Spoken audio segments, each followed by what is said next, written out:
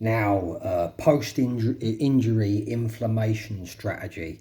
Now, of course, it would be difficult to tackle this to cater for all cases of post-injury inflammation because there are so many variations of injuries and the differences in pain and inflammatory responses to those injuries. So here in this video, I'm going to lay down a few basic rules that will apply to most muscular or tendon injury situations. Now, first of all, a professional opinion is without a doubt very useful, and it gives you at the very least a good idea of where exactly the problem lies. Self-diagnosis without extensive knowledge into human anatomy is challenging, and it would be very easy to make mistakes. Now, of course, if pain levels are high, swelling is present, then always seek a medical opinion. Now, this does not mean that you have to do what the doctor suggests, but at least you will get a good idea of what the problem is and exactly where you stand. For this purpose, a medical opinion is extremely valuable. The fact is that managing inflammation after an injury is really difficult, and it takes a lot of experience to master. Be aware of this. But remember that inflammation is necessary for healing, but it's when chronic inflammation occurs, it's considered bad for you, and lowering total body inflammation is of course an important preventative measure anyway. Now, any chronic inflammation is where any post-injury pain persists for more than 12 weeks. The best and most effective long-term strategy is to manage injury-related inflammation without interrupting the natural healing process, or at the very least interfering with that natural healing process as little as possible, minimalist, as little as you can get away with.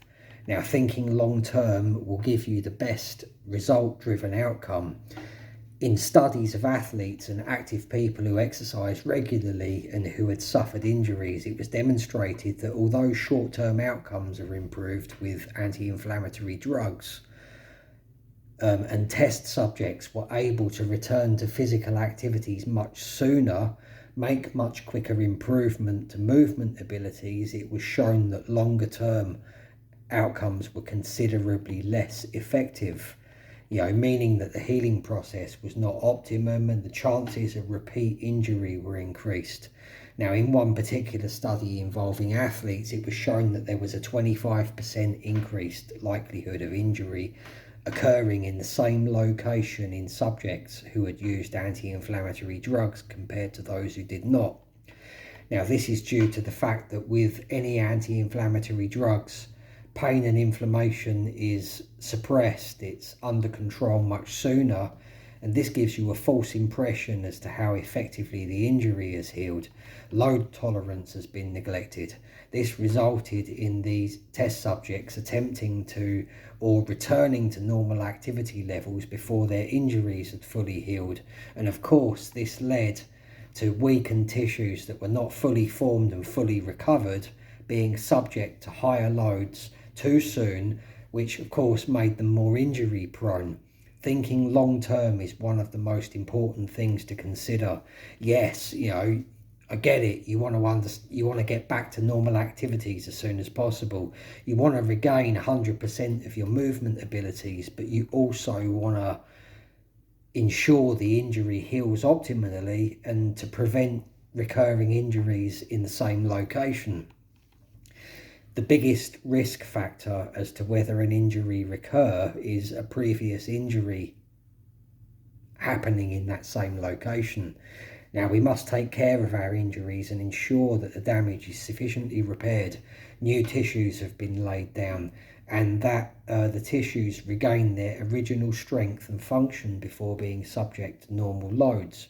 Do not ever be too impatient when it comes to this. Now, another important fundamental rule is to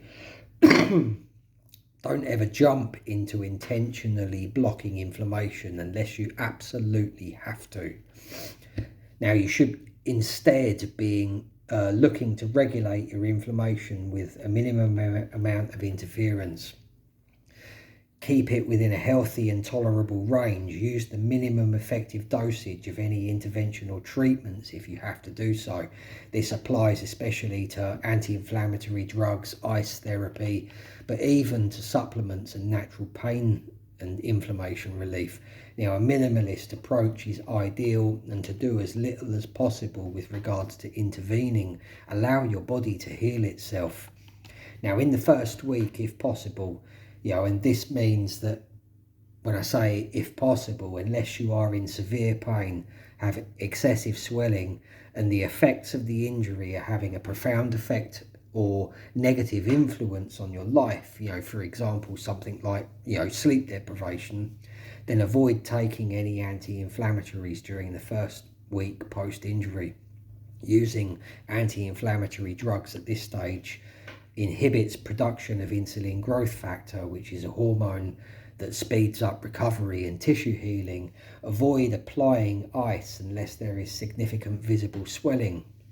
Ice is most effective only on the first day, on day one, and can reduce swelling without affecting the healing process. But when you take that to excess and it's done daily, this can have a negative effect long term. During the first 2 to 3 days, of course, post-injury, rest is important, and don't do any exercise. Allow your body, some rest and recovery time to enhance and make this natural healing process better. Give it a chance to work. Now, also at this point, it's advisable to consider your nutrition as well as part of the recovery process. Bring this to your attention immediately after injury. Eating the right foods post-injury plays a fundamental role in speeding up the healing process. It's much like post-exercise muscle recovery. The injured tissues need nutrients to heal, and they need sufficient energy. Rule number 1 is to ensure that you are eating enough. This means a well-balanced diet, including all macronutrients with no deficits. Also, take care to avoid any vitamin or mineral deficiencies. During injury recovery, there's no replace at all for restrictive diets, caloric deficits, or fasting. Under conditions of calorie restriction, the body releases amino acids from muscle tissue as energy. Amino acids are important during recovery from injuries and need to be directed towards healing. Let your body follow its natural healing process and help this in as many ways as you can. Protein and amino acids are important during injury recovery as they are during muscle recovery, and the body needs more than you are normally consuming during injury recovery to support wound healing and tissue rebuilding. An increased intake of protein is highly advisable for optimum recovery. A ballpark figure would be to shoot for around a 25% increase to what you would normally eat. Even if you're on a high protein diet, you need extra at this time. And of course, it's necessary to support muscle maintenance during this period of reduced activity. Now, supplementing with leucine, an amino acid found in protein, is beneficial for increasing protein synthesis. Also, using a complete essential amino acid supplement which contains all 9 essential aminos is beneficial for speeding up the injury process. Now, there are also some other non-essential amino acids that can be beneficial to recovery, for which supplementation should be considered if you're injured. Now, first one, arginine plays a role in stimulating the release of growth hormone and insulin growth factor, and these increases are going to also be beneficial to improving the natural healing process and promote faster injury recovery. Growth hormone and insulin growth factor are fundamental to the body's natural healing and recovery process in injuries as well as post-exercise muscle recovery. Arginine is also said to boost nitric oxide production, a free radical that increases blood flow through vasodilation, and of course blood flow is important for supplying nutrient to the affected tissues. Now, branched chain amino acids are beneficial towards injury recovery because branched chain amino acids make up around 30% of all the amino acid content in muscle tissue during injury-related inflammation. And in fact, during any form of bodily stress, and this includes post-exercise recovery, the body will use an increased amount of branched chain amino acids to maintain nitrogen balance. This makes these amino acids a potentially limiting nutrient during periods of inflammatory stress. Leucine also has growth metabolism benefits, as it also promotes production or synthesis of growth hormone and insulin growth factor. Glutamine is great for post-exercise muscle recovery. I use glutamine as part of my normal post-exercise muscle recovery regime. I add it to my protein shakes. Glutamine is one of the most abundant aminos in the body, but during increased stress due to injury, glutamine levels can be reduced, leading to impaired immune function and decreased protein synthesis.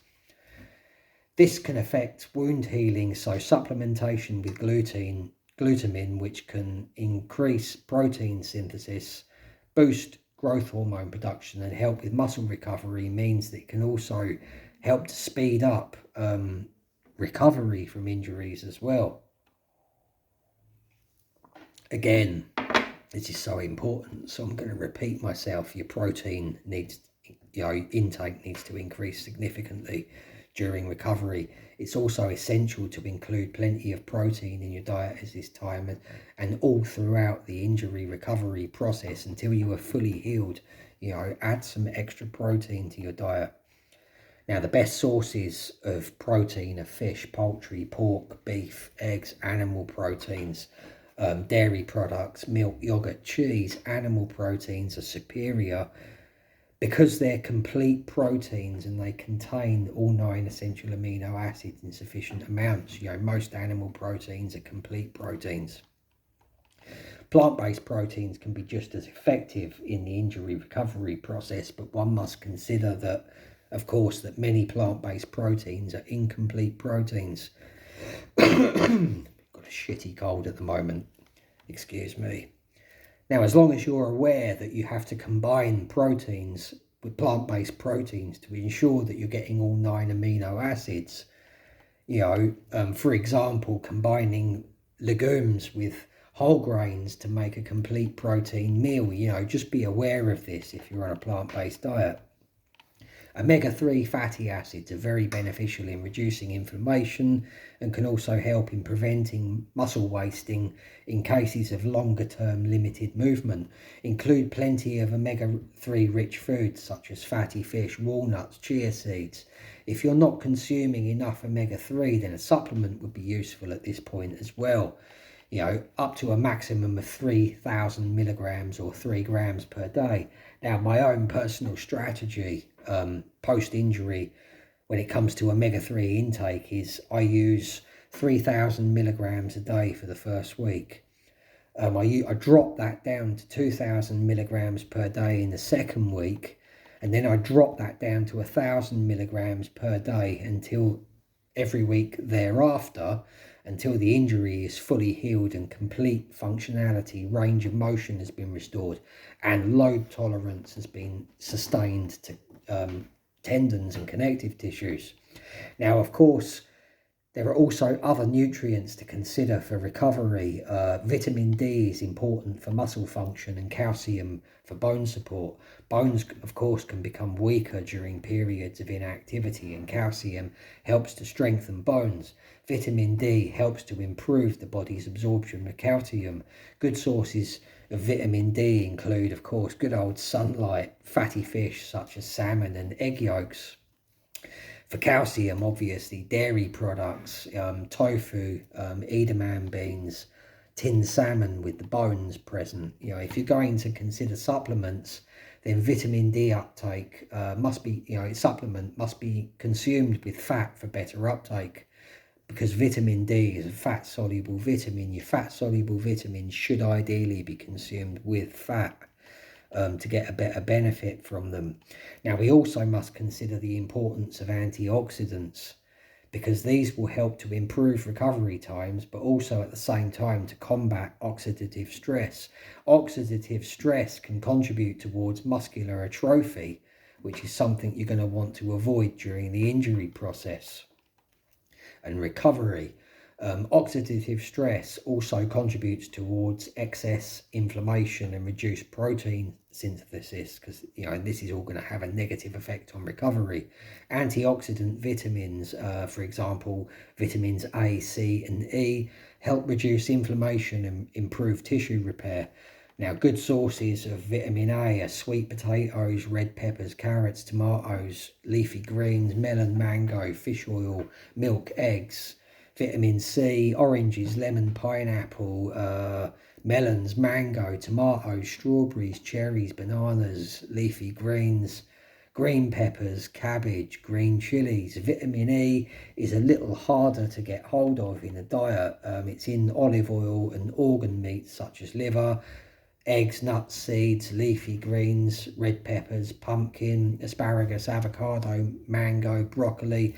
Now, the idea is when you're recovering from injury, to create colourful meals with fruits and vegetables, and to ensure that you're getting plenty of antioxidants, and to combine these colourful fruits and vegetables with a load of animal protein as well.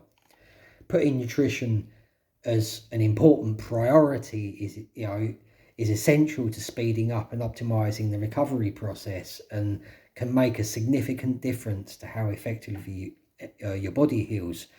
If you can combine this with adequate rest, avoidance of anti-inflammatory drugs, then you're going to put yourself in the best possible place for effective long-term recovery. Now, at this point, all going well, from weeks 2 to 8 post-injury, most of the dead and damaged cells have been removed, and new tissue is being laid down at the injury site. This period in the recovery process is known as remodeling. New scar tissue is being made at the site of the original injury. Again, nutrition is very important, so continue to consume an increased intake of protein during this time.